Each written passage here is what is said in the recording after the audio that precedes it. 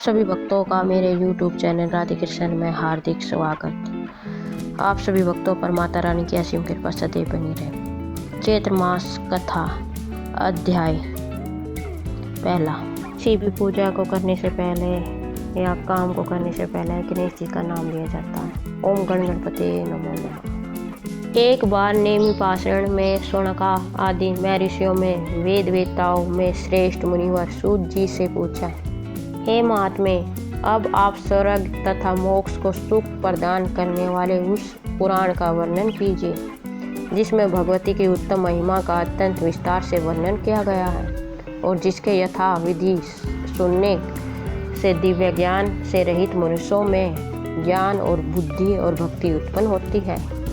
सूत जी बोले, महाभगवत नामक इस अत्यंत गोपनीय पुराण का वर्णन सबसे पहले भगवान शिव ने महात्मा नारद के लिए किया था। पूर्व काल में उसे फिर स्वयं भगवान व्यास ने भक्ति निष्ठ महर्षि जिमनी के लिए श्रद्धापूर्वक कहा था और फिर उसी को मैं आप लोगों से कह रहा हूँ। इसे प्रयत्न पूर्वक गोपनीय रखना चाहिए तथा कभी भी प्रकट नहीं करना चाहिए। इसके सुनने तथा पाठ करने से दिवज को भी पुण्य प्राप्त होता है। भगवान शिव भी 100 वर्षों में उस पुण्य का वर्णन करने में समर्थ नहीं है, तो फिर मैं उसका वर्णन कैसे कर पाऊंगा, क्योंकि वह पुण्य असीम है। यह सुनकर सभी ऋषिगण अत्यंत हर्षित हुए। उन श्रेष्ठ मुनियों में वेद वेताओं में श्रेष्ठ सूत जी ने कहा। ऋषिगण बोले, मुनिवर, जिस तरह से वह श्रेष्ठ पुराण इस पृथ्वी लोक में प्रकाशित हुआ, आप कृपा करके इसका यथार्थ रूप से वर्णन कीजिए। सूत जी बोले, समस्त धर्मशास्त्रों के व्याप्ता, सभी वेद विद्याओं में श्रेष्ठ धर्मयज्ञ ज्ञान संपन्न महान बुद्धि वाले महामुनि भगवान महर्षि व्यास जी 18वें पुराणों की रचना करने पर भी किसी प्रकार से संतुष्ट नहीं हुए। उन्हें चिंता हुई कि यह महापुराण परम श्रेष्ठ है, जिससे बढ़कर दूसरा कुछ भी इस पृथ्वी तल पर नहीं है। भगवती का परम तत्व तथा महत्व इसमें विद्यमान है। देवी तत्व से अनभिज्ञ है, मैं इसका वर्णन कैसे कर सकूंगा। ऐसा सोचकर उनके मन में बड़ा क्षोभ हुआ। महाज्ञानी महेश्वर शिव, जिनके तत्व को भली भांति नहीं जानते हैं, जिनके परम तत्व को जान पाना अत्यंत कठिन है, ऐसा विचार कर परम बुद्धि तथा दुर्गा भक्ति पारायण व्यास जी ने हिमालय पर्वत पर जाकर कठोर तपस्या की। उनकी तपस्या से खुश होकर भक्तों से स्नेह रखने वाली भगवती सर्ववाणी ने अदृश्य रूप से आकाश में शिष्ट होकर उनसे यह वचन कहा, यह महामुनि, जहाँ ब्रह्मलोक में समस्त सुश्रुतियाँ विद्यमान थी, आप वहाँ पर जाइए। वहाँ आप मेरे संपूर्ण परम तत्व को जान लेंगे।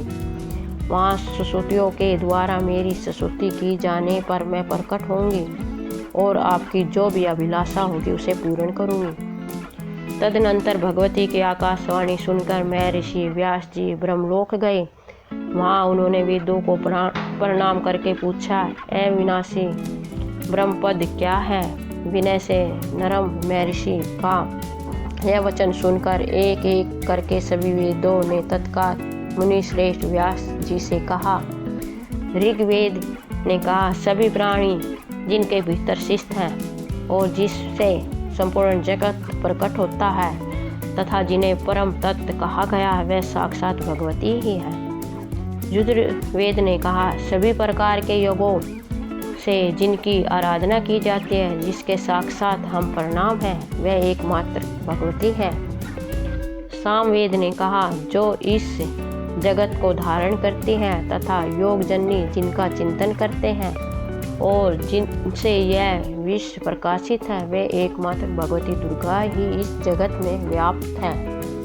अर्थवेद ने कहा, भगवती के कृपा पात्र लोग भक्तिपूर्वक जिन्हें देवेश्वरी का दर्शन करते हैं, उन्हीं भगवती दुर्गा को लोग परम ब्रह्म कहते हैं। सूत जी बोले, वेदों का यह कथन सुनकर सत्यवती पुत्र व्यास जी निश्चित रूप से मान लिया कि भगवती दुर्गा ही परम ब्रह्म है।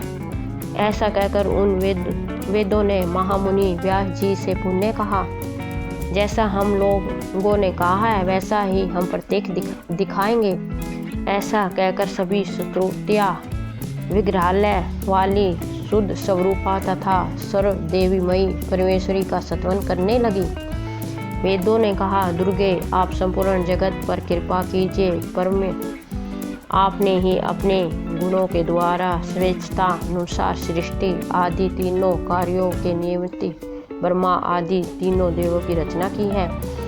इसलिए इस जगत में आपको रचने वाला कोई भी नहीं है। माता, आपके दुर्गम गुणों का वर्णन करने में इस लोक में भला कौन समर्थ हो सकता है।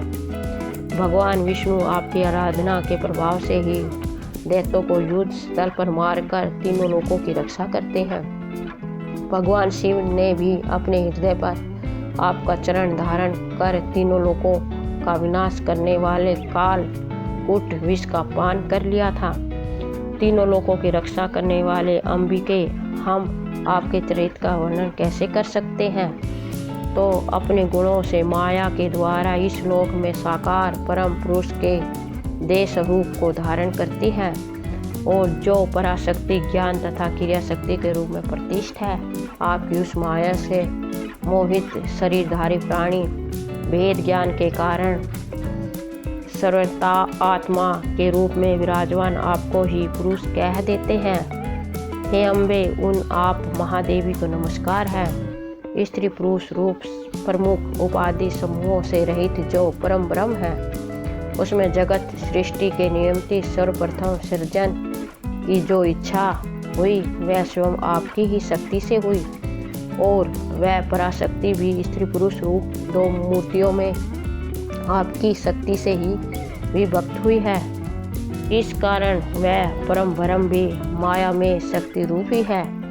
जिस प्रकार जल से उत्पन्न ओले आदि को देखकर महाजनों को यह जल ही ऐसा द्रव्य निश्चय होता है, उसी प्रकार ब्रह्म से ही उत्पन्न इस समस्त जगत को देखकर यह ब्रह्म ही है ऐसा मन में विचार होता है। और पुण्य परातत्व परम ब्रह्म में जो पुरुष बुद्धि है वह भी शक्ति स्वरूप ही है ऐसा निश्चित होता है।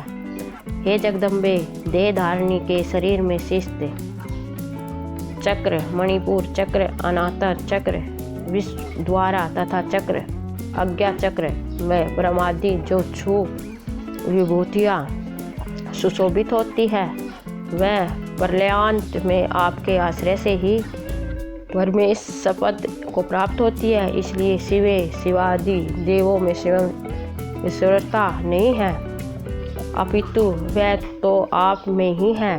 देवी एकमात्र आपके चरण कमल ही देवताओं के द्वारा वंदित है। दुर्गे, आप हम पर प्रसन्न हो। सूत जी बोले, इस प्रकार सुश्रुतियों के द्वारा वेद वचनों से सुश्रुत की गई सनातनी जगदम्बा सती ने अपना स्वरूप दिखाया। सभी प्राणियों के भीतर शिष्ट रहने वाली उन ज्योति स्वरूपिणी भगवती ने व्यास जी के संशय का नाश करने के लिए इच्छा रूप धारण किया।